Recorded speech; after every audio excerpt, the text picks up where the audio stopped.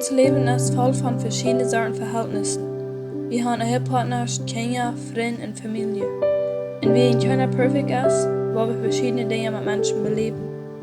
Auch wenn einige Verhältnisse schwer mit den Hunden sind als andere, haben wir uns stolz zu tun, andere mit Respekt und Ehe behandeln. Herr, help mich, andere zu lieben und die zu ehren. Help mich, demütig, sanft und geduldig zu sein und mit anderen in Harmonie zu leben. Ich will tun, was ich kann, um den Frieden an mein Verhältnis zu halten. Ich will die angesehenen, die negativ reden, und ich will nicht schlecht tun, wenn irgendwas unhöflich oder unlöflich zu mir war.